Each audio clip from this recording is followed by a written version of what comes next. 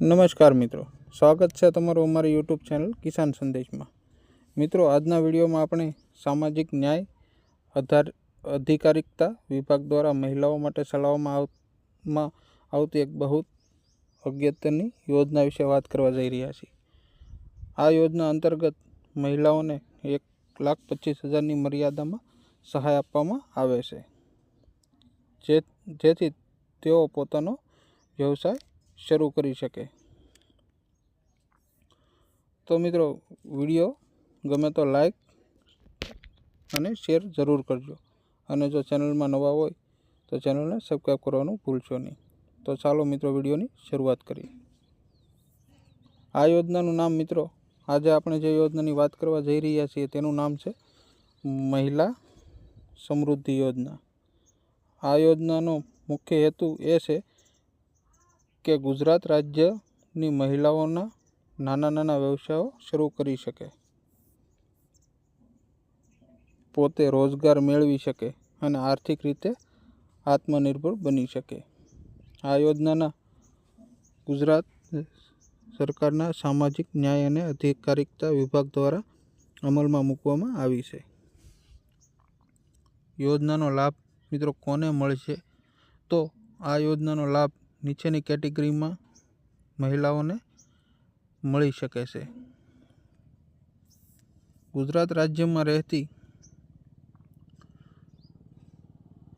સામાજિક અને શૈક્ષણિક રીતે પછાત મહિલાઓ એટલે કે ઓબીસી, અનુસૂચિત જનજાતિ એટલે કે એસસી, અનુસૂચિત જનજાતિ એટલે કે એસટી કયા પ્રકારના વ્યવસાયો માટે સહાય મળશે? તો મિત્રો, આ યોજના અંતર્ગત નીચેના જે વ્યવસાયો શરૂ કરવા માટે સહાય મળે છે, જેમ કે કરિયાણાની દુકાન, દરજીકામ, ભરતકામ, દૂધની ડેરી, પશુપાલન, બ્યુટી પાર્લર, અન્ય નાના મોટા રોજગારના વ્યવસાયો। સહાય અને લોનની વિગતો। તો મિત્રો, મહત્વ લોન મર્યાદા 1,25,000, વ્યાજદર 4%, જે વાર્ષિક છે। ચૂકવણીનો સમયગાળો 48 માસિક હપ્તા।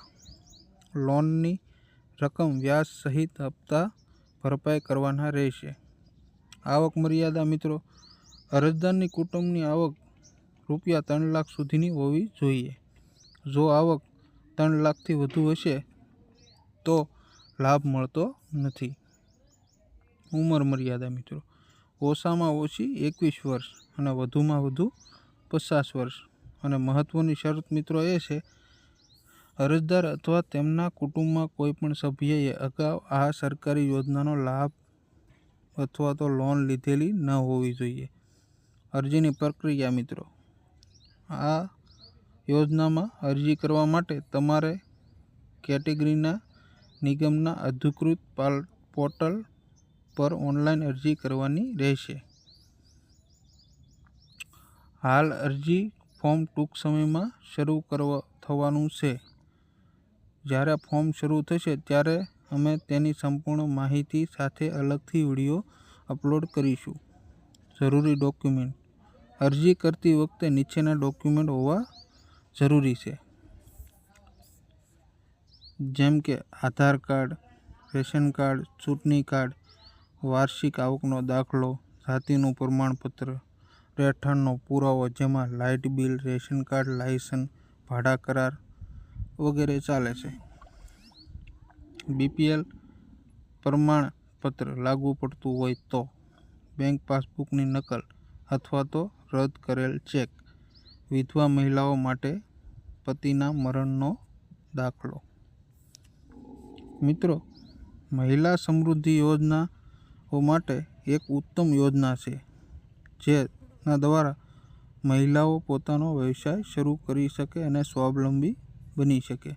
જો મિત્રો વિડીયો પસંદ આવ્યો હોય તો વિડીયોને લાઈક શેર કરજો, અને ચેનલમાં નવા હોય તો સબસ્ક્રાઈબ જરૂર કરજો। ફરી મળશું એક નવા વિડીયોમાં। તો મિત્રો, ત્યાં સુધી ધન્યવાદ।